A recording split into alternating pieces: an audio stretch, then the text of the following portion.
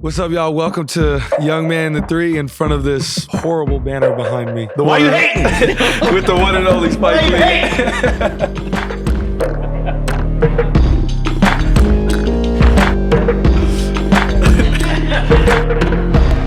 Welcome back to the Young Man in the Three. As always, presented by 342 Productions, Wondery Media, and today's episode is presented by our friends at NBA 2K. Today we have an incredible conversation, a really special episode, one of the best I think we've ever taped, with OG YM3 host Tyrese Haliburton. Landed in New York City Friday night. We taped Saturday morning, and the legendary Spike Lee. It goes without saying, but there was a lot for these guys to talk about. Without further ado, here's Spike and Ty. You know you're in right territory, right? Yeah, I know. I see shit. I see right there. Right behind you is the Knicks' first world championship banner that hung from the Garden. And I was at that game, May 8th, 1970. When's the next one? When's the next banner? This year. Every year is the next banner. Spike, what was going through your head in game one? That's a great question, Tommy. What happened game one? I don't remember nothing. I don't know nothing. And I spelled Nuhtin. Yeah, right. Nothing. Well, No, I gotta give it up, man. No, peace and love. Yeah, I appreciate that. Peace and love. Now, can we cut for 1 second? Don't bring up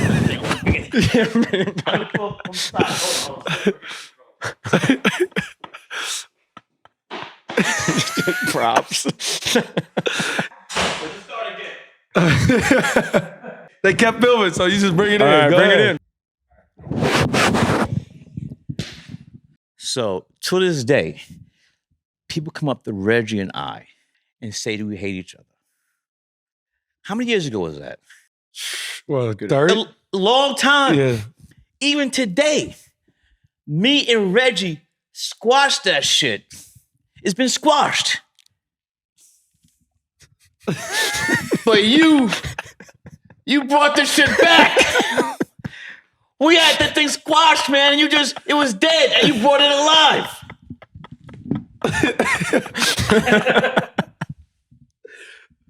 No, it's because Reggie was in the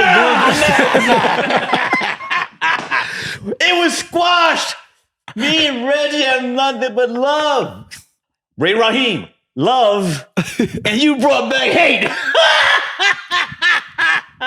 It was squashed. But you know they gonna do that. That's gonna be a thing forever, though. That's never going away. Me ever. and Reggie had squashed it. You brought it back. But then they're gonna be 40, 50 years from now. There's gonna be another Pacers-Knicks series, and somebody else is gonna bring it back. Maybe a Knicks player. I'll be maybe dead not to see it, though. Because I'm 68. All right, here's my question for both of you. Before you hit that shot, Knicks are up 19. Oh, the one up went to the roof and dropped down? Yep. Now it's some But lucky shit. when Neesmith starts banging all those threes, Yep. when he hits the 6 threes, what are you thinking at that point too? I don't think it's You know what I'm thinking? Put somebody on this motherfucker. How did he hit 6 threes in a row? It was 6. something like that. In like 45 seconds. All we were thinking was like every shot he hit, it's like you're so in the moment that You're in you're the not zone, right? You're not thinking about like, oh my God, he's making all these shots in a row. You're just like, okay, he made the shot. Now we got to get on defense. We got to pick up full. Like you're just thinking like, give yourself a chance. But it wasn't until after the game that I realized how hot he actually was. Like in the moment, I didn't even feel it. Who's he? Neesmith. Yeah. All right, so keep going. Yeah, so I didn't even realize until the game got done and we got to the back, and I was like, he didn't miss. It was like ridiculous, and like our phones were blowing up. Okay, so he hits all these threes because, by the way, like the Knicks were hitting shots too. He Yeah. just was going crazy. So Yeah. he's hitting all these threes. Then you get to your thing with the bounce. Are you when that happens? Because everyone in the arena is shitting their pants. When that happens, do you have like I wouldn't use that term, but go ahead. Do you have like a here we go again moment? Yes. I mean, how high? That ball went to the motherfucking roof. Yep. Shot clock. He's still speechless about it. I love I'm that. talking about this year. This is the year, huh? This year. This is the year. Hey, here's the thing, though. And all jokes aside, I don't want nobody to get hurt. Nobody. I got nothing to love you. Gave Jason Tatum love. I don't want nobody to get hurt. But this is our year. Indiana. Boston. Sucks. Y'all still gonna have to see us though. Like it don't matter Look, if I'm out. I'm not saying it's gonna be a cakewalk, but yourself and Brother Tatum are key parts. And now, look, I'm not hating on Tibbs. I love him. Got Mike Brown. We're 12. You see our bench? Our bench is crazy. I mean, I'll tell you this. I'll go to Vegas on this. The Knicks 5 stars will not lead league in minutes like they did last year. I mean, that ain't happening. I agree. That's probably true. I agree. Probably. Yeah, that's. I mean, go to Vegas on that. There's no way. The Knicks starting 5 this year will not lead the league in minutes. There's no way they can play more. Yeah, they can't play. So it's only downhill. I have a question for you. Yeah. We went to dinner last night in Soho. Since he's been in the league, every time he comes to New York, basically him, Jade, a couple other people, we go to dinner in New York. How has your perception changed in the city of New York City? Not even just this year, but last year too, based off the playoffs last year. Last year in the playoffs, we went to dinner before every game, the night before every game. This year, never left my hotel room. Right before game 1, went to Carbone. As I was getting on the elevator. You're lucky you didn't put some in that. Yeah, right, exactly. That's what security said. No, that's exactly. Oh, you know what? There's a guy named Luigi. Oh my God. They got a very special. Right after we got a very specialty for you, sir. Right. Right after game 1, I get on the elevator. They start chanting. The fans just like, let's go Knicks, Brunson. I said, man, I ain't coming out again, man. I'm ordering in rest of the trip. Let me ask a question, if I may. Did you see any of the footage after we beat Pistons of the celebration outside? I saw it all. That's what made it fun. Let me ask a question. If that happened last year, what's going to happen when we win this year? Win National what? Guard? Win what? Air Force? Win what? Win what? We're going to have another banner, my son. This hung at the Garden. This is banner. So the one hanging in the Garden, Fugazi. This is the real thing. I don't know.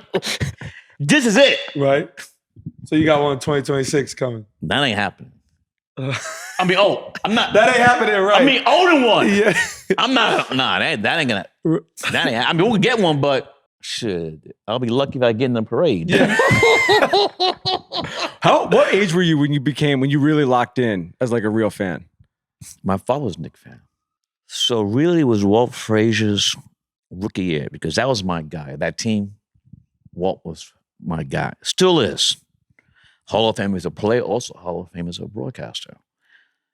So every game I give him love, a big hug. Here's the thing though. Back then, it was the father's duty to their son or daughter. That's their team. Today, I don't know what these daddies are doing. I see fathers, they have a Yank hat on, and their son don't wear a Red Sox hat. WTF?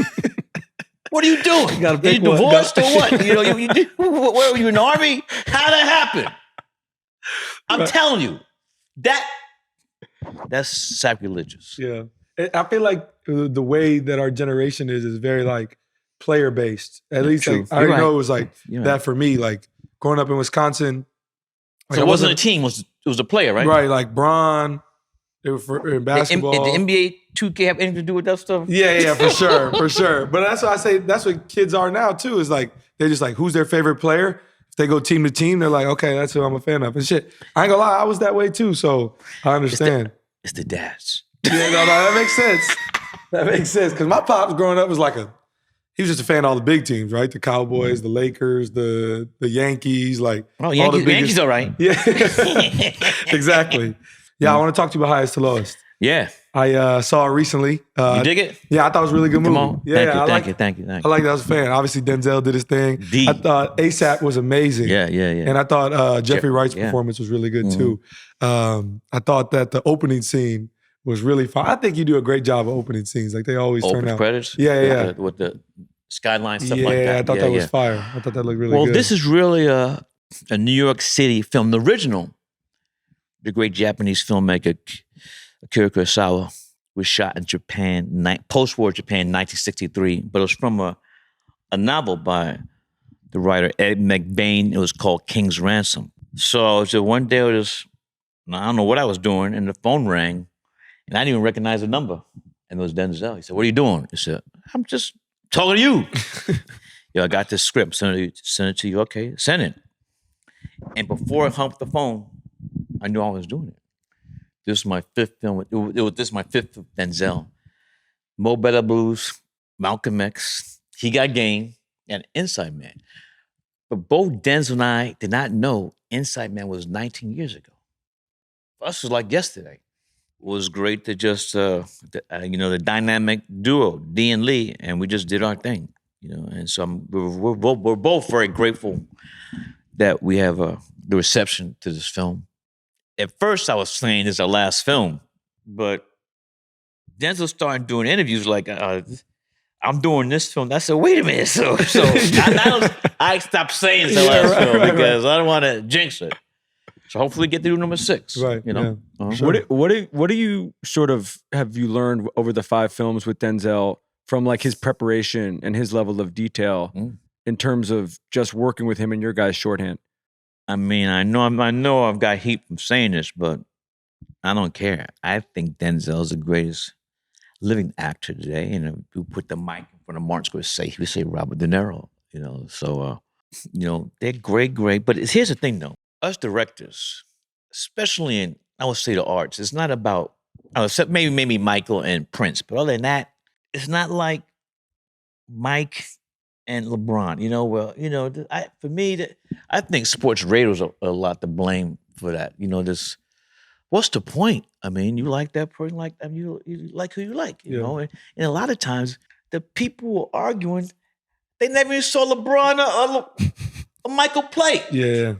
And you ask Mike, man, they Mike don't give about that. Yeah, right. What Mike's about is different eras. It's hard to compare players from the different era, and the game has changed, and spread love, and me, Marty, and me and De Niro are tight, so it's not like I'm hating, but I never directed De Niro, Marty never directed Denzel, but for me, somebody's great, they're great, and sports, art, whatever it is, there's a level, and I think that the great artists appreciate great artists in other fields. For sure. It's love. Yeah, no doubt. Do you see similarities between how somebody like Denzel approaches his craft and somebody like Kobe or someone like Mike? Oh, I mean, those guys. Here's the thing. You can be born with talent. But if you put the work in, we haven't seen and He Got Game. It's a flashback where Denzel's on the court at Coney Island with this young Jesus, and they're going up down the court. Says, "Me, you, and Mike, the only people up." Yeah. They must have sleeping. Why did I write that? Because I know his Michael Jordan's work ethic was epic. I'm not just talking about practice. He's beating motherfuckers up in practice. Here's the thing, though. Right now, we're in my office in Fort Greene, Brooklyn. This is called Fort Greene. There's a hospital here in this neighborhood called Cumberland Hospital. You know who's born there? Albert King, Bernard King, Mike Tyson, and Michael Jordan. Michael Jordan was not born in North Carolina. He was born in this neighborhood. He did not come out the womb dunking. Yeah, right. I know it's Brooklyn, but he did not come out the womb dunking. Didn't he get cut in high school? Yeah. He's been a great influence on me. And Denzel, because you see how these great athletes or actors work. You can't replace, I feel, the hard work you gotta put in. Like, you just show up and like, you're the man, you're gonna be out the league or whatever, out of business, And you know this too, man. You gotta put the work in. And you tell, I know like a radar, who's doing it, who's faking the funk. You know that, man. For sure. You know what name them names? You ever pull one of your teammates aside, or in high school or college? Like, come here. Right. For sure. Not to say you're screaming out in front of everybody, like, just pull to the side. Yeah. Like, Yeah, what are you doing? That's the thing. You put the mouth, put your hand on your mouth. Because now cameras are everywhere. And motherfuckers read it. Yeah, for sure. Facts. If you say something, they're going to get somebody, they're on payroll. Right. Lip read. Yeah. Super facts. No, that's right? why we do the same. Am I right? Yeah, we do it every time. I don't talk to anybody on the court without doing this. They got to know what I'm saying, you know? Yeah. So what's your perspective on this? Because, we've talked about this all the time, but even to be where you are now, all world, USA, coming off this run, based off where you came with a lot of work that no one who sees you in this now was there for that happening. Yeah, for sure. I mean, he kind of alluded to, I thought he did a great job saying it. Like, I think that all great people in their fields respect each other because they know the work that is put in to do that. And that's not Can you repeat that again? Yeah, I think all great people who are great in their field, right?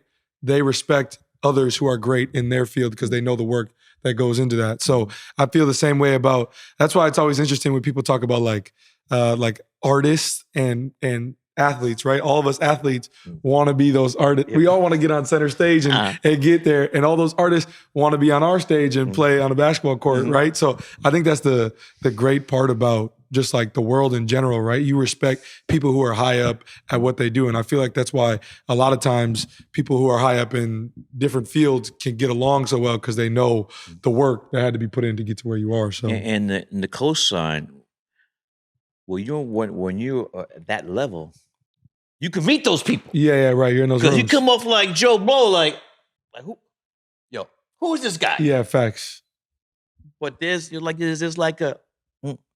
like an understanding because you want to just, even if you meet them, take a picture, shake a hand, even opposing teams, especially rookies, they know where I sit. So say like there's a free throw, you have somebody line, they just like. Yeah, you want to say what up for sure. Oh, I got a crazy story. So it was against the Celtics. So this game, Denzel was in the game. So there's a foul call, but the ref didn't call it. They just hit out of bounds. So Jason is still talking to the ref. And Denzel said, yo, Tatum, I'm the only actor here.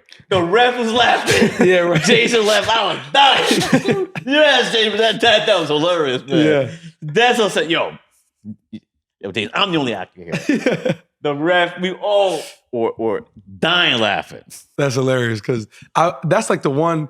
There's like a couple people that are like have to meet, and Denzel's definitely on that. I'd say he's on that list for most guys, especially in the NBA. Is like a lot of us is like black men want to meet Denzel because he's Denzel. You know so let me ask you a question. Yeah. As a great player you are, when the schedule comes out, do you look at the schedule the first day it comes out? Oh yeah, for sure, no doubt. And so are you like win? double, maybe. Nah, hell no. I mean, more looking at. Say like this is. You look at the schedule. It's the 5th game of a road trip. You put an L by that. Right. He's like, oh, that's a scheduled loss right there, right? That's what they call them? Yeah, scheduled loss. But you say, like, oh, you want a back-to-back. You've been on the road for 14 days. You want a back-to-back, and you got to go play in. You end the trip in Portland. After just playing in LA, then you hit SAC, now you go to Portland on a back-to-back. You like, all that travel. Do coaches keep that in I don't think they'll say it, but I think they feel it for sure. I think that's in our game in general, though. People know, like, okay, like, if we lose this game. What do they call it? Scheduled loss. I never heard that before. Scheduled loss. They also have that if it's a day game in a city where everyone's going out the night before, too. Yeah. Like Miami. Sometimes, yeah. If there's a noon Miami game, if you're betting on that game, bet on Miami. Let's leave Miami out. Yeah. So you brought it up. You look at the schedule, LA, boom.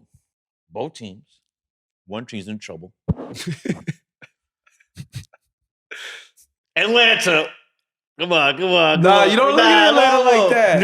Atlanta's not what like that's. Nah, I'm saying That's not a good team. Nah. I think people more like if you're circling what are the cities that people are excited for, I would say the NBA would say LA. I'm talking about you. What team? What cities you circle? LA, 1, New 2. York. No, that's really. LA, Miami. Do you play back to back now? What you mean? The Clippers and the Lakers and the same. Yeah, all the time. Every time we're an East team, so every time we go to LA, we play both while we're there. So LA. let's put twice for LA. Okay, LA, Miami, 3, New York, 4. Milwaukee. I'm from Wisconsin. All right. And you know it's 5. smoke. You gotta Yeah, ask him. Yeah. You gotta ask him about his perspective. Talk about perspective with Milwaukee. I think, but you circle those games because that's a real. That's a real That's thing. 5. That's it. Yeah, probably them probably the main cities for me. Yeah, that's the ones that get me excited. I'll be excited to go. Disneyland. Nah. During the season, we not going to Disney. We do our mini camp there, so we'll go to Boston. Disney. Yeah, I mean, as like you circle the best team, so they've always like since I've been in the NBA. Yeah, it's not just a team. I'm talking about like the city. The city. Yeah, no, that don't get me excited to go there. Like I mean, Boston's a great city, but New Orleans. Nah. Toronto got good food spots out there, so you'd be excited to go there. Mm-hmm. Dallas has good food spots. Mm-hmm. Those are pretty much the main I'd say, for sure. What's the hardest arena? Like to play in? Yeah, with the fans and atmosphere. We are New York. We are basketball. No. We are the New York. I mean, Knicks. I guess y'all the best energy on the road is New York, but hardest to play. You think it's hard to play in the Garden? I don't know. I'm not in the NBA, but go ahead. But you've seen me play in the Garden. You think it's hard to play in the Garden? So what I'm saying though, so there's a reverse. You get fired up. For sure. Okay. So when you get there and you got to walk up that ramp, and you're like, damn, this walk sucks. So you get up there and you see all the people be courtside. That's exciting. It's exciting to play in the Garden. And I think just the history of that building. I think the same goes for TD Garden too. Yeah. You understand the history of the building, and if you're like, but that's a new building. That's a new building, but you still feel like, for me, it's like a historian. You still see you see the banners. You see the banners. You like, oh, this is fire to be a part of this. You know. Mm-hmm. So I think the Garden has that because you're like, who's number one? Boston Garden or no, Madison Square. The Garden, MSG? Yeah, MSG, for sure. And you feed off of people talking. Yeah, that's what makes the Garden the best place to play, for sure. They don't stop. Y'all don't stop. You know what's funny, though? Let me tell you a story about this guy. So when I first got to Indy. How many years ago? This would have been, going into year 6. This would have been 3 years ago. My first full year at Indy. We playing here. And this is when I'm starting to really establish myself as like, you know, the next guy in Indy, along with like PG and Reggie and those guys. And so we go into the Garden. I'm like, man, I don't know how Spike is going to feel about me. I know he's going to be at the game, but I don't know how he's going to feel about me. Is it love? Is it going to be, I'm like, I don't know what it's going to be, but we're going to figure it out when we get there. Halftime of the game, he waved me over. I'm like, oh, shit, what's this going to be? And I come over there and he's like, young fella, I got a lot of respect for you. You know it's always love. I love what you do. And right from there, I was like, oh, people always ask me, what you think about Spike? I'm like, man, Spike cool as hell. So that's how it started from there. So it's always love when we come to the Garden. But not in. Here's a question. They don't love me in the end, though. And I understand. So it's always going to be that way, though. I understand it's going to be that way. You know, I wanted to ask you, though. I wanted to ask you this because you are the guy when it comes to being courtside. How do you get courtside everywhere? Because I know, like, we played in Oklahoma City this year. You know, you can talk about this. In Oklahoma City this year, they were, like, adamant. Only Oklahoma City fans could sit courtside. Like, there was a fan who sat there in my jersey in game 2. We were sitting. Game Drew 2, and I he were wore sitting my behind jersey, him. and they came up and said, like, take that off, or like, you can't sit here anymore. I know that's against the rules, really. But me and my guy Al Palagonia, you know, we got a rule: front row or no go. Yeah. That's hard. You know Al, right? That's hard right there. You know Al, Al, right? my guy. Yeah, my yeah. guy. That's no, because you were courtside in Indy, you're courtside, and that's what I thought about. I said, man, because when they told the dude to take the jersey off courtside in OKC, I thought to myself, I said, man, if the Knicks were here, Spike ain't taking nothing off. Stop it. Spike No gonna chance. be courtside every time. Here's the thing, though. When I grew up, my father and I, this is not Old Garden on 8th Avenue. I could touch the roof, and I didn't care. I was there with my father. I said, one day, I was on my knees. I remember this shit. One day, if I ever make any money, I'm getting season tickets. And so Patrick's rookie year, that was the first year of the lottery. And the late, great Dave DeBuscher pulled up the envelope. Now, I'm not going to talk about whether the envelope was hot or cold. But Freezing. It was freezing. Patrick Ewing. So I ran out the house, jumped on the subway, and slept online. And back then, the Garden, each section had different colors. So I got, my season tickets were in the green. And so every year I would move down. And those courtside seats back then, you couldn't buy them. They gave them away. Then somebody at the Garden said, yo, Spike, they're getting ready to sell those motherfuckers. So I put my name in. So I've been there, ever since. But it's fun. And also, getting to know guys like you, man, like, it's just, it's fun, and I just love sports. So I'm blessed. But as I said before, I didn't start courtside. I had to work my way down, and them prices. Yeah, keep going up, right? But to see young cats like you come in the game and do your thing, so I'm gonna give you some love, man. Yeah, I appreciate it. On camera, Yeah. on camera, I have a fan But question. still, Figure it out. will you make a promise to me? Don't do this anymore. Will you come back? I can't. Let it die. No, make that I promise. can't do it again. I Let can't do it die. again. Oh, let's for the cameras. No, I mean, if I do it again, it has to be the perfect moment. But I can't do that again. Like, All right, do it don't again. look at me though. Yeah, I can't do it again. If I do it again, it's like, come on. I have a fan question for both of you. Yeah. Because I remember, take this year out of it. Take this year's playoffs out of it. I remember Game 7, before Game 7 here last year, the game where he went off in the first quarter and they went crazy, and you guys shot like 80% in the first half or whatever it is. There's certain players, I feel like, especially in basketball, but there's certain players who, like, if you start talking to them too much, the level raises. And I feel like with you basically have to go find someone to talk shit to you. Have I ever talked shit to you? nah, not really. Yeah. Not real. Yeah, not yeah. real. Just like playing. Yeah. I got a great Game 7 story for you, though, All right. last year. Yeah. So we coming to play here, and I had a couple like decent games in the Garden, but my best games have been in Indy. Game 7, I'm like sitting there with my trainer, and we're sitting there, and he's like, yo, we got to figure out who's going to be your guy to go back and forth with, because that's going to get you going. Mm-hmm. He was like, what about Spike? I said, man, the thing about Spike, though, is it's not like, I don't feel like there ain't real smoke with Spike. I like that he cheer for his team, like it's love, right? I'm like, it's got to be somebody different. I said, I know.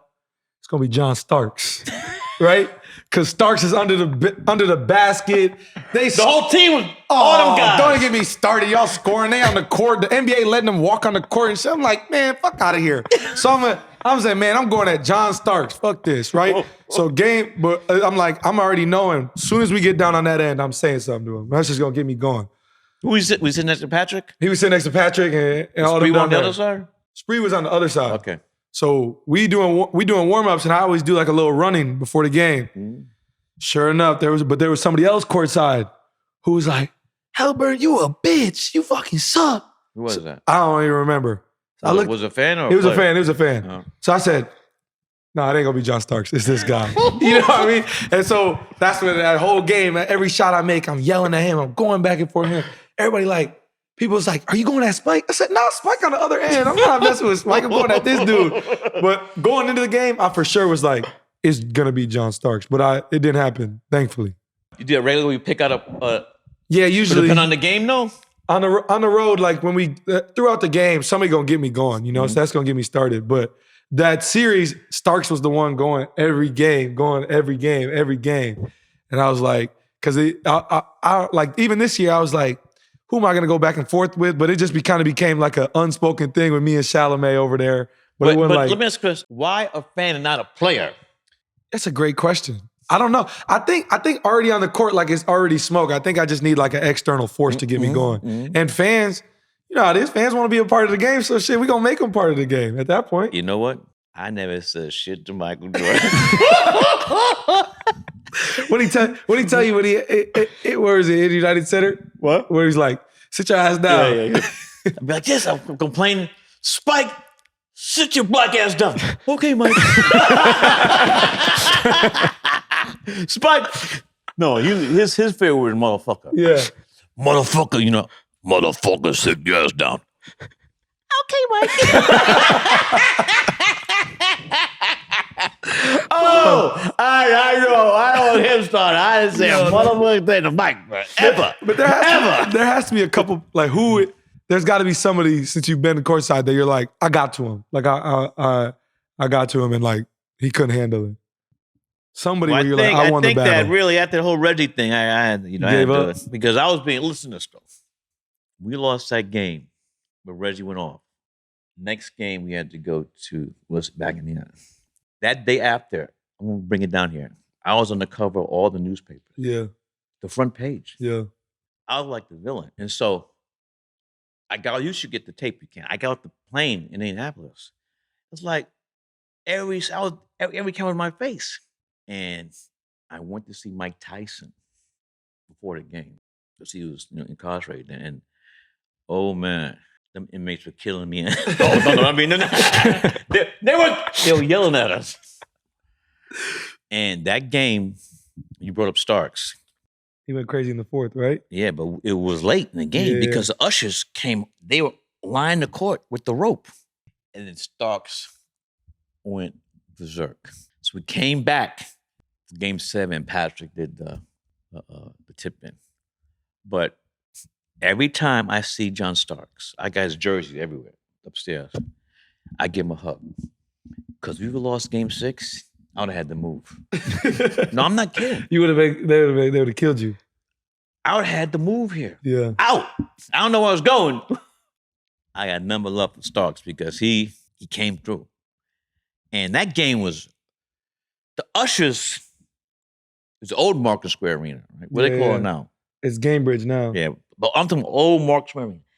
The ushers lined the whole court and had rope because they're going to go crazy. And Starks came through. You jumped over after y'all won and y'all dapped, right? Yeah, I've seen that. Here's the thing, though. He was walking halfway to the locker room. He came back. You saw that? Yeah. But look, Starks is that type of player. Did you consider not going to game 6? I had to go. Had to go. I know it would have been a punk move not to go. Right. That's respect. Well, I fuck with that. That's nice. But after we lost that game 5, the next day I went to the newsstand.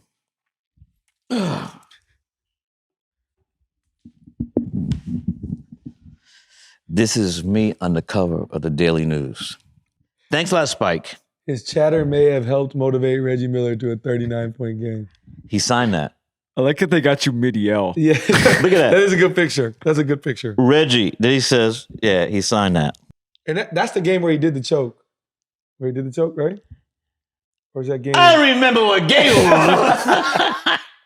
All I know is when I woke in the morning to get my papers, there I am on the cover of the Daily News. What does it say?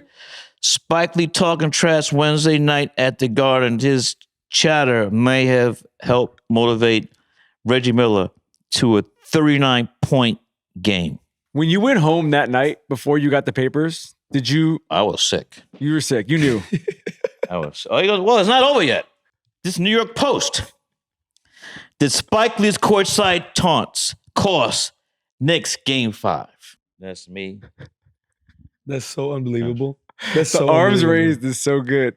Oh, Reggie signs says, go Pacers. Yeah. Oh, it's not over. Let them fall. Killer Miller. Reggie Miller does it again. Pours in 3 to slay Knicks in game 4. Look at me. That's me right there.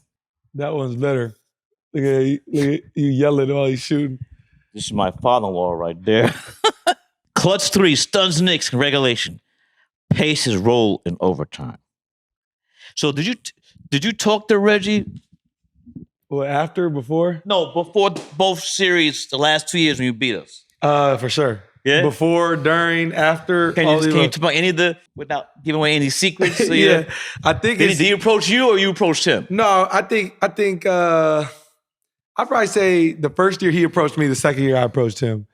And I think that you beat us in the playoffs, right? Yeah. And I think the interesting part from being around him is understanding that Pacers-Knicks rivalry lives in him forever. Still? Yeah. It's never going anywhere. You know what I'm saying? And so to be able to engage in those conversations with him and have those conversations is, I enjoy it. I think he probably feels, I feel strongly about, the Knicks. I think you took the baton. Yep. He handed the baton to you. You didn't drop it. Yeah. It is kind of fun. As an objective observer, it is kind of funny though that he was doing the broadcast. Yeah. It's like that made it even. He had to. It did the point. He made it even better.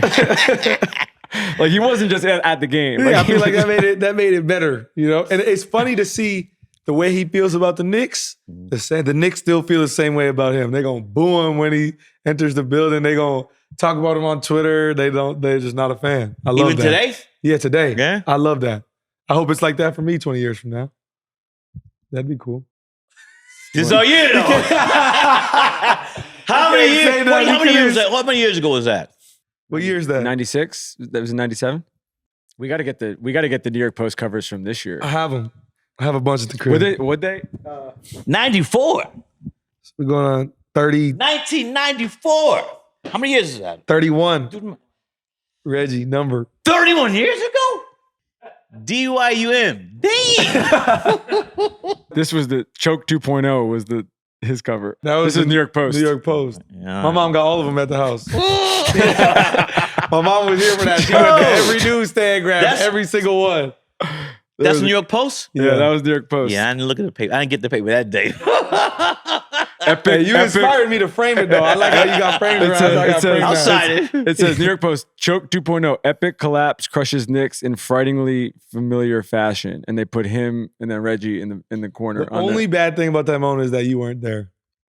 If you were there, that would have been the greatest moment. Just ever. run over and give you a hug. I was in I think you were in Cannes. You were I in was in Cannes, Cannes. Yeah. If you were there, it would have been better.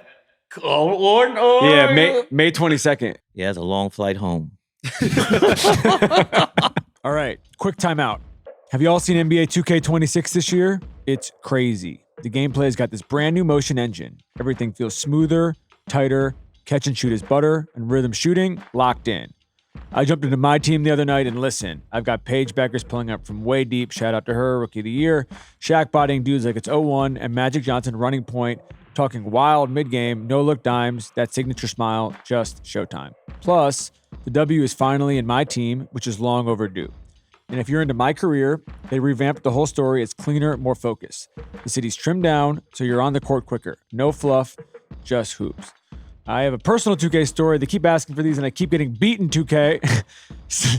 So one of these days, I'm going to win a game. But until then, I keep playing and I keep losing. But the game is not my fault, not the game's fault. NBA 2K26 is finally here, and it lives up to the hype. If you're not in it yet, you're just watching highlights. Ball over everything. You see collectibles, I see years of blood, sweat, and tears. Here's the thing, iconic moments don't just happen. For every highlight you see, there's thousands of hours of work you don't. But when you put in the work and bet on yourself, you create an impact that isn't just seen on a stat sheet, it's felt throughout the world. Create your own moments that they'll never forget.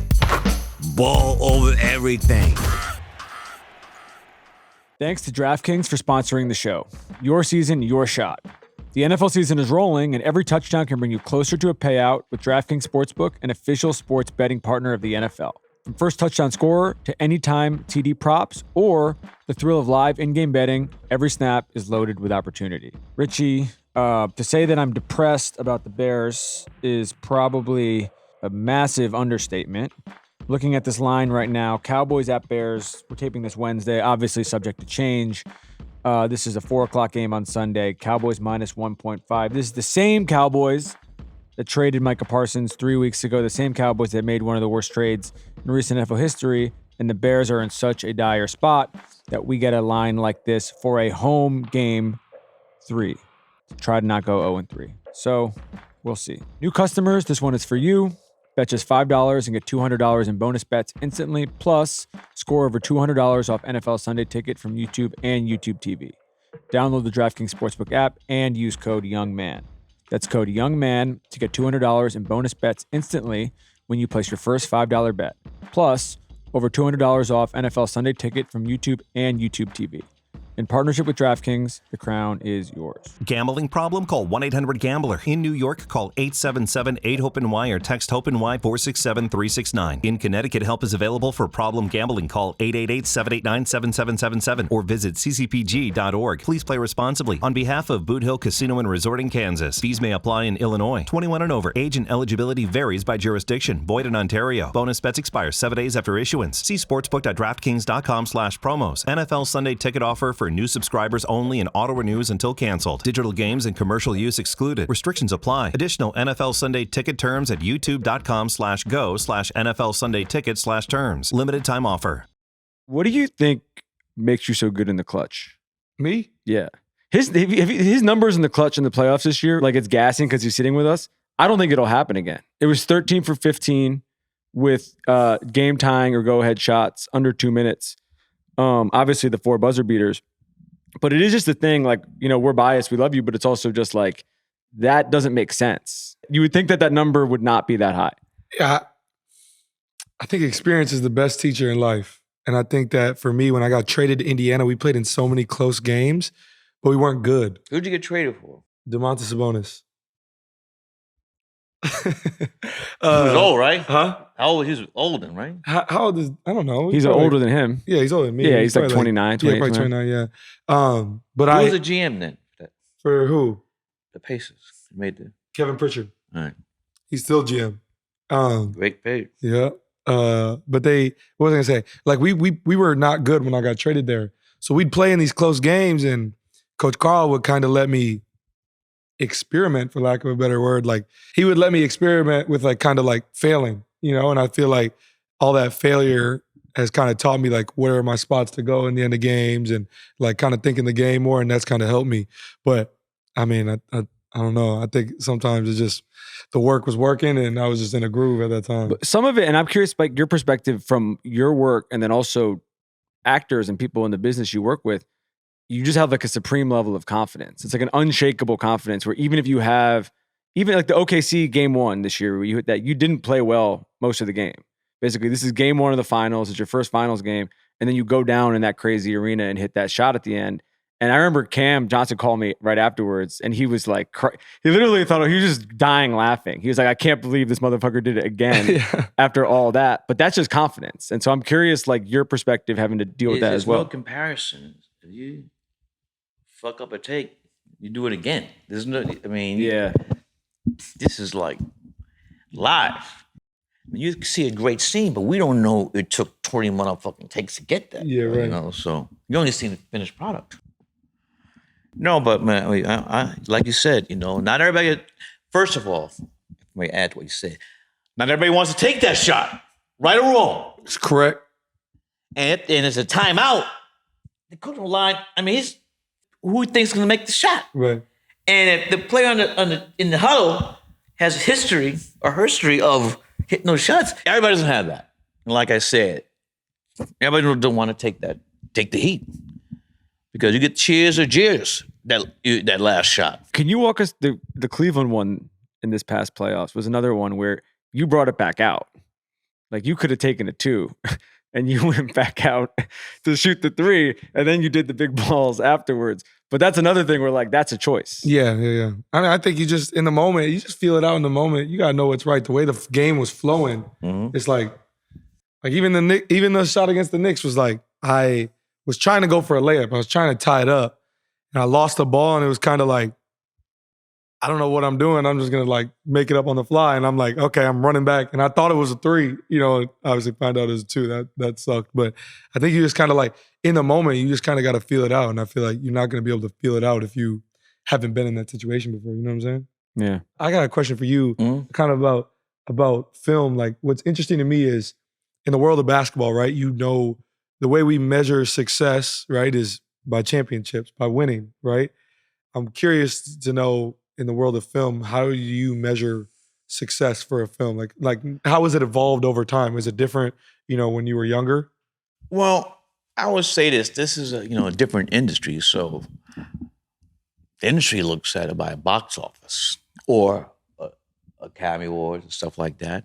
But for me, it's subject matter, who you're working with, and the final thing. So, I mean, I don't think you could count the box office to the significance of Malcolm X, you know, so, or Do the Right Thing, and to name those two films. So as the years go by, people not talking about the box, like Star Wars, stuff like that, but it's just the films that people are seeing today. I mean, Do the Right Thing came out in 1989, you know, and that's still a classic. And Malcolm X 92, and next year will be the 40th anniversary of my first film, She's Gotta Have It, you know. So you can also look about the body of work. And I'm 68, you know, I'm still, you know, I don't see any fall off, especially look at this new film, the new Junk Highs and Lowest. So keep going. Yeah. That's my thing. If you watch Joe's Bed-Stuy Barbershop now, what do you feel like the similarities and differences are? I can't watch that. Joe's Bed-Stuy Barbershop was my thesis film from NYU Graduate Film School, where I'm a tenured professor. I've been teaching there 30 years. And it won the Student Academy Award. And I thought that Hollywood was going to be calling. Hollywood did not call. So I was struggling. And then I shot my first feature film called She's Gotta Have It. We shot in 12 days, 2 6-day weeks. The final budget was $175,000. We piecemealed that. And went on to make $8.5 million. And my guy, I always bring this up, my man, we went to high school together, Earl Smith. And while we raised the money in increments. So the first thing was to get the money to shoot. This is all film, not video, not tape. So we raised the money in increments. First, we gotta shoot the film, raise money, shoot the film, then raise money, get the film out the lab, then I had to raise money to live on so I could edit the film. And then once I edit the film, we would show it to, even though it wasn't finished, we could show it to potential investors. Anyway, Earl Smith went to high school together. His mother just died. And he got an insurance check. And he said, "Here, Spike, take this." His mother just died. It was for $10,000. And that could have been $1 million. I mean, because we had no money. Right. So he was one of the key investors. And thank you, Jesus, the film's a hit. And he was able to buy 2 brownstones here in Fort Greene. And the people invested, they're still getting checks. That was from 1986. You could, you know, work your ass off, but, you know, anytime you get some luck, or you could say luck/blessings, you know, you accept that. And that was really, and I had people like Earl, you know, that his mother just died. That's how, everybody has a story like that, man. I know you got a story like that where along the way, you know, if it was a pat in the back or whatever, coming over, have a meal, you know, you don't do that shit alone. You know, I tell my students that, you know, you gotta, but the thing is, you gotta work. If you don't work, them blessings ain't gonna come. Yeah, right. Am I right or wrong? Yeah, come on. Yeah, that's great. That's great. Yeah. You gotta put the work in, you know? If you're just chilling, it's like, motherfucker. But people see you busting your ass, they're gonna help. Yeah. They're gonna help you. They see you're working, they see you're working, they see that dream you're working for. If you're just chilling, styling and profiling, motherfucker, like this motherfucker. Yeah, they haven't. This motherfucker, motherfucker, I ain't fuck with that motherfucker. Right or wrong? Right. He said, like, I ain't fuck with that motherfucker. Yeah. That motherfucker's full of shit. Do you think He Got Game came out in 1998? Do you think it was ahead of its time because it was pre-LeBron? I'm not gonna say that, but it's funny. I wrote that script for Denzel, and I was scared to send it to him because of the father character. I finally did. He come back and said, "Spike, you wrote it?" "Yeah, I wrote it." And I said, "Let's go." Here's the thing, though. People don't know this. Denzel played junior varsity at Fordham, I think. And his coach was PJ Carissimo. Mm-hmm. You know that? Yep. So here's the thing. The climatic game, father and son. The script I wrote, Jesus is supposed to beat his father character, 11 zip. Unbeknownst to me and Ray, Denzel was like, fuck that shit. He's like, I got to score. I'm going, whoa, man. Denzel's hitting Lucky. I mean, he was throwing up shit, was going in. Also, I had hired an acting coach for Ray. Her name is Susan Batson. So she started screaming at Ray, Ray, Ray, Ray, what are you doing? And Ray looks at me and says, time out, time out, time out. There's no time out, it's a cut. And Ray, right now the score is like 6-0, 6-0. And Ray looking at me, I'm like, gotta tell you. After that, Ray said, all right, I'm shutting this shit down. So that D didn't score the rest of the game. It was a moral victory. Yeah. But here's the thing. This is Denzel's genius. That made the movie better. Yeah. I agree. That's not what I wrote. That made the movie better. Another example. Highest or lowest. When ASAP, in that scene in the recording studio, that was not the script. I didn't know it. ASAP didn't know it. He been studying Nas.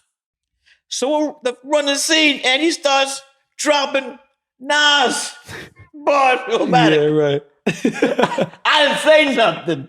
I was like, what the? My mom was like, what the fuck is this? And ASAP's credit. He was right there. That's why Ace is that line. What is it, a rap battle? Yeah. Yeah. That is Denzel's genius. That was not what I wrote. It was better. When you elevate a scene, it elevates the movie. Yeah. And that's the scene people talk about. But that's the one. I not he was studying Nas Illmatic. He was just doing it. He was doing the work. Yeah. He didn't just that happened the night before the shooting. Yeah. He was but he didn't tell nobody. That's why I say he's the greatest living actor. Yeah. And I gave credit to ASAP. I said before, I'm gonna repeat myself. ASAP did not, young felon, he did not miss a step. Yeah. They went back and forth. No one could have written that. We just kept the cameras rolling. I wanted to ask you from like a director's perspective, and like, so for me, when I'm leading my group, right? I got to understand, I got to have relationships with everybody because I can't speak to everybody the same way. You know what I'm saying? Like, and I'm sure you can relate. Like, there's certain guys I can, what the fuck? And then there's certain guys I have to be like, pat on the back. Hey, man, I just need you to be a little bit better. Well, I'll tell you, for me, it's Mr. Denzel Washington. And I give him notes, but like it's not for everybody here. Yeah, right, you know? right. But with the exception of you know who my guy on your team that I really like? Take a guess. Nemhard. No. TJ McConnell. What? TJ McConnell. I already knew. Everybody loves TJ. I already knew it was TJ. TJ, I got love with him, man. And we all the game, we're like doing, it's like we're not here, we're like, hey, we're doing stuff. Yeah. He's a nice shot. He's like, don't look at me like. But it's love, though. Always love, it's like me and him had that relationship. But I got love for him, man. He's a good guy, man. Yeah. And he kills us, too. Yeah. That guy is a Nick killer with you. But me and him is love. It's not, we have a rapport where like, we just looks and stuff. The whole game, always, I dig him. What do you think? Man. What do you think? Having now played with him for so many years, what do you think what gives him his edge? Who, TA? Yeah. I think people ask me that all the time. I think it's hard. Like he said it on the show. He said, he thinks playing hard is a skill. I don't. Or what do you say? He thinks playing hard has become a skill. Oh, that's. Well, a lot of people ain't got that. Yeah, I think he just plays hard. He plays hard than everybody.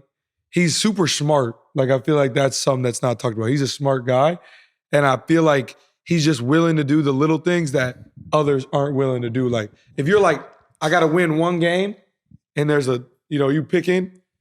Everybody wants a guy like TJ McConnell on your group. But let me ask this though: where do you play college? Started at Duquesne. He transferred to Arizona. But don't you think, how tall is he? He ain't 6 foot, 6'1". I give him 6'1". Yeah, maybe 6'1". Yeah, that's like right in the yearbook. I give him 6 foot. I give him 6 foot. But I think that, he's always been a little white guy. People look at him, this motherfucker, and he just supposed to. Yeah, for sure. I think that has a lot to do with it, man. Yeah. It's like, this little motherfucker, man, and then that's why I like him. Yeah, and I love him. Man. He got some shit to him too. That's what I'm saying, but you don't see it though. Yeah. Just look at him. The other thing with him, we've talked about this with him a bunch, and Cam went to high school, their rival high school, so he played with him in high school. Who did? Cam Johnson. Yeah. They're both from Pittsburgh. TJ's super disciplined. Wasn't his father Super. a coach? His coach. Yeah, His his coach. There you go. But so Well, then add that son of a coach. Yeah. You can't negate that For sure. but we The pulled, son of a coach. Yeah. Come on now. Yeah. It has a lot to do with it. We looked at the video of it, but like when TJ was in high school, he was like Steph Curry. He was like bombing threes. Like he was scoring 40 points a game, 45 points a game. And then he got to the NBA and he's like, I can't do that. Yeah. Even in college, he was doing that because they were really good at Arizona. And then he got to the NBA and he's like, if I play like that, I'm going to be out of the league. Yeah. So instead, I'm going to like live on those 8-footers in the little mid range because he's like, I know I can get those off. And it's like, don't you think his father / coach might have helped him understand that? Yeah, for Yeah. sure. I mean, they're like, I was telling you other places came out the crib. Yeah. Right. They're still gonna have that relationship, right? Yeah. They have a great relationship. So we got two coaches, Rick and him, right? Yeah. And I think like, you can relate to this. Like, there's got to be a separator for you to be great. Mhm. Has to be a separator. And like, he's learned, and he said that too. Like, when he got to the NBA, he's like, I'm picking up full court. I'm diving on every loose ball, right? And I think people, they watch that, and the fans are like, I want to cheer for that guy. I like that guy. You know what I mean? Players are like, shit, if he diving on the floor, he playing his hard, I know I got to bring it because I can't, like, this, because I always say that TJ's helped me become great because in practice every day, most days in practice, I lose. I lose the majority of days in practice because of him. When you're not on his team, when he's on your team. Yeah, because he's ever on your team? No, starters versus second group. Well, that's how I it know goes. he's gonna push the second group, and that's made me want to be a better player, a better practice player. Like, he's pushed me in so many different ways. we were talking about this the other day. It's like the not to put words in your mouth, but you were saying like guys who will die for it. You know what I mean? There's like certain team you need a certain number of guys. You know that to win a championship, you got to have a couple guys on the team that are willing to die for this shit. And the thing is, it's like he's like that. Shout out to OKC. They got some guys like that too. That's why they were where they were. For sure. And who do we got? We got nobody like that? No, you got that. All right. Josh Hart willing to die for this. All right. Yeah. Mikal will play 88 minutes if you need him to. No, Like- but that's the separator. Is that it's mental. Yeah, for sure. He's But look, unbelievable. let's talk about it. Let's be honest. Guys come in this league, they could jump, they could dunk, but what else you got? And that's the guys that don't stick. They're not gonna be in the league long. Right. Well, they've been told all their lives, oh, you're making the NBA, or you're the star. And when they wake up, it's too late. Yep, for sure. Can we talk about Steph for a second? Because we were praising Steph. Steph was in New York yesterday, and Ty had an experience with him at USA. And He was on a TV show, right? he put his book out. So he was here, Oh. and then he did his golf tournament. So they did their golf tournament yesterday. So I went to that for Where, a Long little bit Island? in Jersey City. Uh-huh. But your experience with him, because you had not really you never played with him, obviously, but you hadn't got to hang with him before USA. Yeah. And now he's the head of the Steph Curry fan club. So you can speak to it a little bit. How old is he now? All I know is I call him Unc. I don't know how old he is, but I definitely call him Unc. Probably like 36, 35, 37. How many years been in the league? Over 15 plus. 15 Yes. plus. 15 plus. Steph is the greatest human being I've met in basketball. I've never met a better person. Like, Yeah. And the thing about it is I've never heard anybody say anything bad about Steph as a human being. Like, he is so unbelievable the way that he can, like, he remembers people. He cares about people. I can't say enough good things about Steph. And then, like, through the Olympic experience, I think for me, I didn't play a ton, obviously. So it was a lot of it was like for me to like learn and like pick guys' brains. And Steph was just that guy for me to always be like, after every practice, I'm like, I got to work out with Steph. Like, I got to do what he's doing and like kind of, take things from him. And he was always like, before he would start, if I was on the other end of the gym, like, come on, Ty, like, we're going to work out.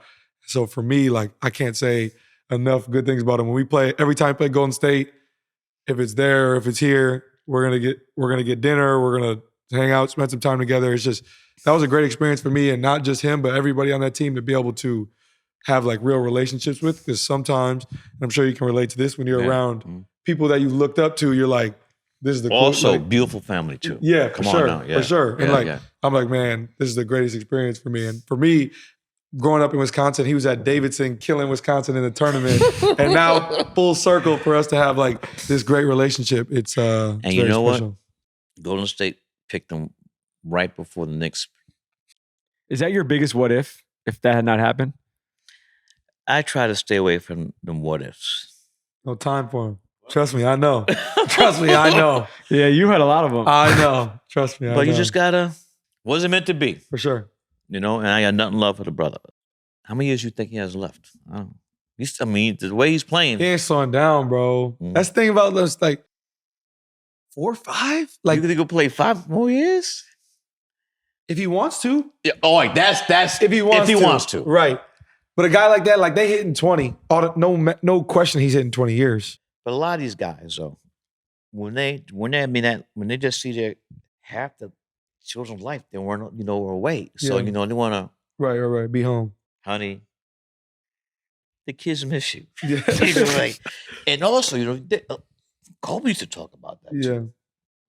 Did you take any lessons from working with Kobe so closely that you brought into film, TV?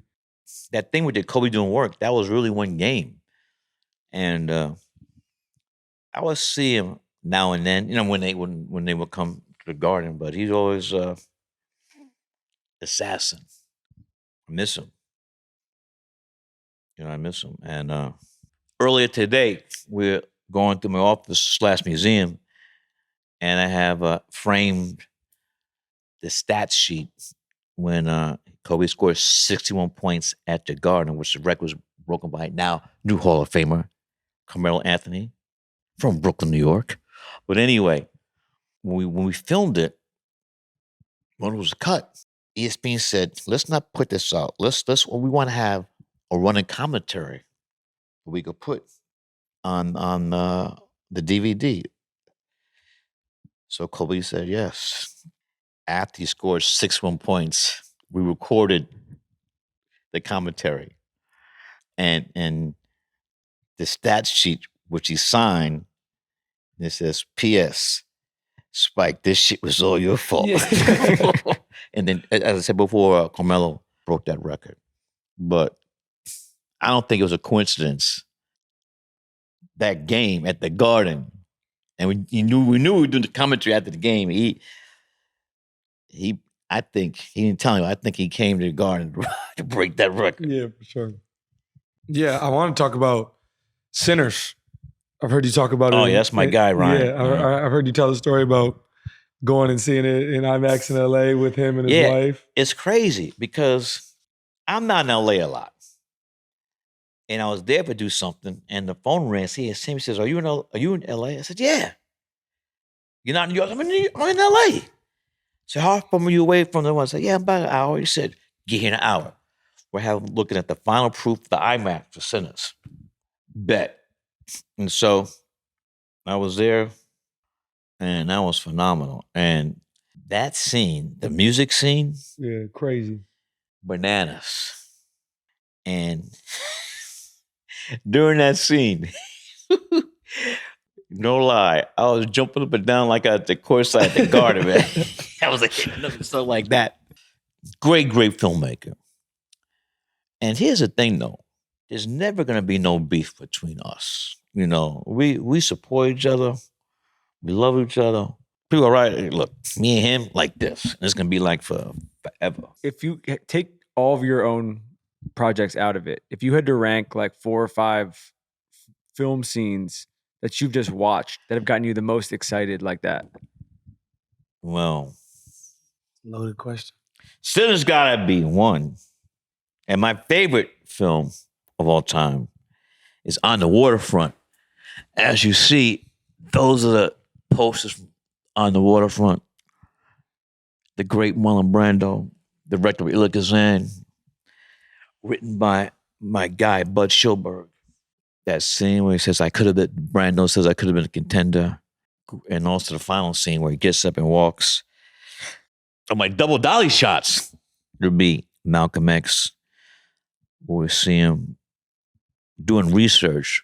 Several people knew him, thought that he knew he was going to be assassinated. We went to Audubon Ballroom. And so all the double dolly shots I've done, that's the best one. That's really all I could think of right now. That would have been like, give me a heads up. But that, I mean. What he asked before about the intros, even the He Got Game intro, the Copeland music is the most. Here's the thing beautiful. though. People thought I was on crack combining Public Enemy with the great American composer, Aaron Copeland. Also happens to be from Brooklyn, New York too. Well, I got a Brooklyn in there. But it worked. I'm a big fan of music, and so that song For What It's Worth by Stephen Stills is my deal to bring that, put that together for He Got Game. But music is a big, big part of, you know what I do. So, but He Got Game, I mean, all the ballers saw that film, man. And every time, well, when you put me in a movie, put me in a movie. I have seen too many basketball films where they have somebody shoot and then they cut to the ball going to the basket. That's why I wanted a pro. Yeah. My approach was this. Who was going to cast for Jesus Shuttlesworth? I need to have somebody who was coming out of college or someone who's young enough to look like they were still in high school. Another thing, though, is that one of the reasons why Kobe said no is because we were shooting the whole summer. The day we wrapped, Ray, the next day, was opening of camp. So it's going to take dedication to give your whole summer away. And not many guys wanted to, make that sacrifice. And now the thing is, like, I get it every year. The sequel or she's got to have it. Especially when I go to Liberty Games, which is Barclays down the block here. But that could happen. And what's your feeling on that? Like when people are like want to remake a movie or do a sequel to like great films like that you've created? They've gotten the NO so far. But hopefully one day we want to make a Broadway play at School Days. Yeah. People were saying that when it came out. And that was 1988. This should be on Broadway. So you never know. Can we talk about Michael Jackson? Yeah. Yeah, please. Okay, so Michael Jackson's my all-time favorite artist. Like, where's Prince at? You know what? The thing is, is that a Michael LeBron thing? Yeah, it might be. Because when Mike, I wasn't really like that into music, and then when Mike passed, like everybody around me was so sad, and I didn't understand why. Yeah. Because I didn't know I was 9 years old when he died. Yeah. And so I went on YouTube, I typed in Michael Jackson, and I just consumed every you did Michael the work, Jackson. Right? Yeah. And so from there, I just became like a little like obsessed with Michael Jackson as a kid. Like this, I love his music. And then I found out that you did the music video for... Hold it. Michael Jackson not calling music videos. Short films. You did. Let me tell you something real quick. I'd be like, Mike, all right, we're going to do this. Spike, it's not, we're doing a short film. If I would slip up again, Spike is not a short film. So slip up again, Spike is not a short, it's not a music video. It was like, he could switch it about it. Yeah, for sure. I remember one time, real quick. We're on the set shooting it, and he's calling me, and I couldn't hear him. He'd be like, Spike, it's the crowded set. Spike. I heard, Spike! I said, who the fuck is that? It was Michael. I was shocked. I said, where did that bass come from? Right. So when he had to pull it out, you would hear that bass. For sure. Yeah. And I that music video, I think... Did it short again? film. Whoa, Mike. He didn't mean it. Gotta keep that in. No, I think it's a very powerful short film too. Right. Like the song, and he let you pick the song from the album that you ended up. Oh, here's a story. I got a call Phone rang. I said, hello, is this? This is Michael Jackson. I hung up the phone. Phone rang again. I said, who is this? Spike, this is Michael Jackson. I hung up the phone. Call back. Spike, this is Michael Jackson. Don't hang up the phone. Oh my God. So that falsetto, that really wasn't a speaking voice. Right. So he says, Spike, pleasantry. He says, I have a new album coming out, and it's going to be one CD is going to be the hits, and the other CD is going to be new music. He said, I'm going to fly you out to LA. He said, Mike, I just had a daughter. She's like 3. I can't go. Then he says, well, what happens if I fly to New York? I said, well, I'm not in Manhattan. I said, where? I said, in Brooklyn. He said, well, I'll come to Brooklyn. I said, I'm in Fort Greene.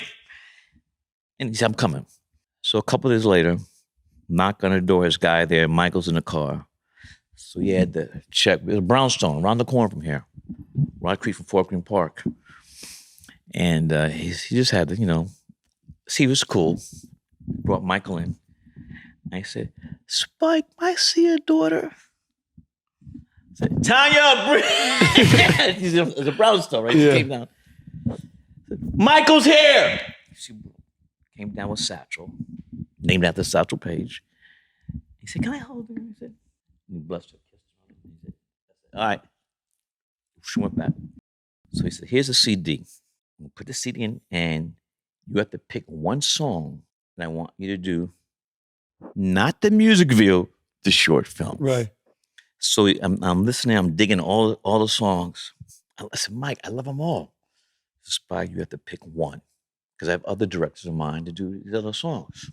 Spike, you have to, you got to pick one song, Depending upon the situations, they use different voices. Right. And so when he started going deep, so I picked Stranger in Moscow. He looked at me and said, what? You don't want that song. You really want, they don't really care about us. It's okay. And at the time, Paul Simon had this great album out called Rhythm of the Saints. And in that album, they had this Brazilian drum group called Olodum. So later I said, Mike, why don't we go to Brazil to film this? So there's 2 versions. There's one that takes place in a prison, and the other one that was in Brazil. In Brazil, the ghettos the slums are called favelas. And the place we chose, that favela was like a big drug thing. So we had to make sure it was cool for us to go there. But the guy who ran it, he said, when Michael Jackson's here, this will be the safest place on earth. So we went there. And there's a statue there now. But that was amazing experience.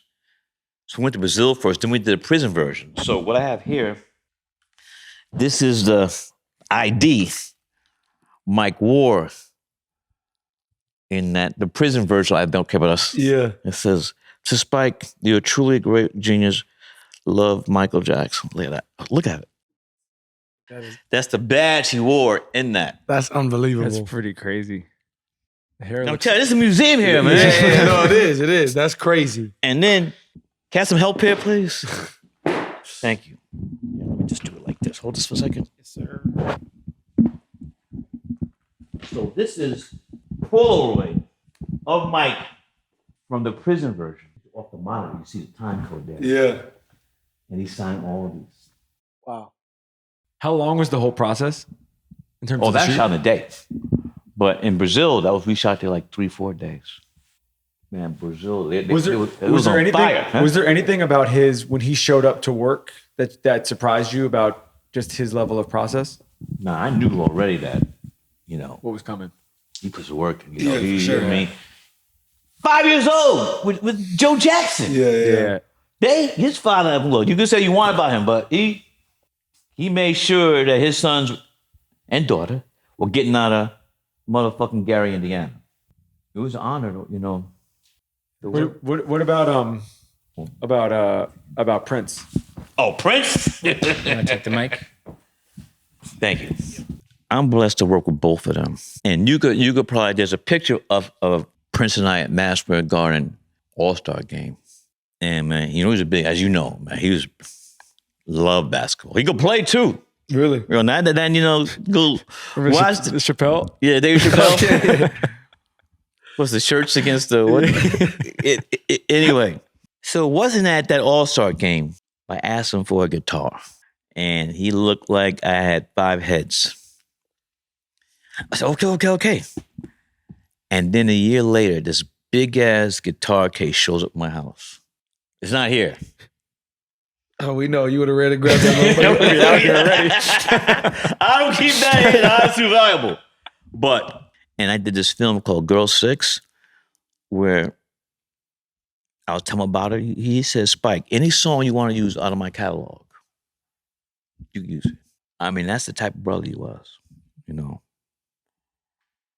So I work with two of the greatest. For sure. Do you think there's with the most creative people you've ever met, these two are probably at the top of the list? Do you think there's something there's I don't know if I have a list, but no, but there's a through line they have in common in terms of the way that they approach their life? I was born 57, they were both born 58.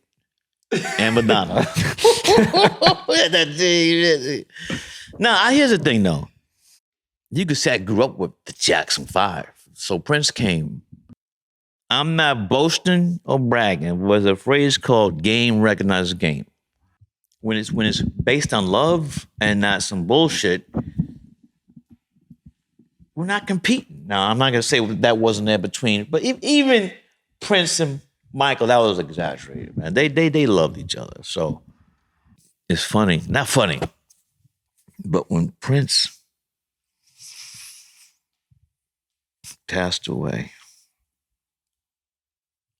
I said, fuck it, we're having a block party. A Brooklyn block party. So right out on the street, I called my guy, DJ Spinner, let's go. And then Anderson Cooper, they sent a truck, CNN. Man, it was like, and so after that, this is about the first year we didn't have a block party. Usually it's either Michael or Prince. Sometimes we combine it. And we always, the last 2 songs, Purple Rain, the next one is Man in the Mirror. That's how we ended the block parties. Yeah. But I've been blessed, and just, and it is another thing though, is I know we got to end, but when you grew up and you meet the people that, I mean, when I was little, right here in Brooklyn, my guy was Willie Mays, Ali, Walt Frazier, and Joe Namath. When I was a kid.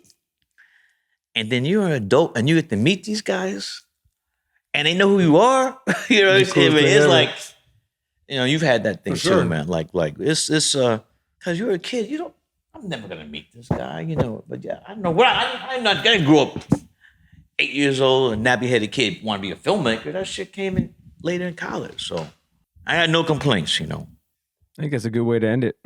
You ended, man. No, that was good right there. That was a bar. Co-sign. That's what we just talked about, though. Like when you meet people that you've looked up to your whole life and they show love back and they're everything you thought that they would be and more. And they know you too? Yeah. That's the coolest thing ever. And they give you props, right? Yeah, for sure. That's a great thing. And now he's an Arsenal fan. And now we're the Gorillas. I'll put you on game. Now you got a new person for the bar. What we got to do is, next year before camp, you got to go to London, Emirates Stadium, to see. It's a different vibe. Yeah. I was planning on getting some Europe trip this summer, and then the Lord had different plans for me. So yeah, come on, but you'll bounce back, so I'm not even worried. For sure. And your first game back at the Garden. Come on, give me a hug, all right? All right, I got you. Be a love hug. I got you. Because look, here's the thing though. Sports is sports, man. I don't want no one to get hurt. Right. And so I was not happy. I was not happy when Tatum got hurt. You know, I don't want to see nobody get hurt. Unfortunately, that's part of the game. But you know, I had no ill feelings ever to you, Reggie, anybody wearing green. like your bill is green. Green is not allowed here in this. We could talk about we did this photo with all the Arsenal fans before we came in here. That's some poor guy with a Red Sox hat on. Just happened to walk across the street. The guy. Hey, I have like radar when I see them through socks.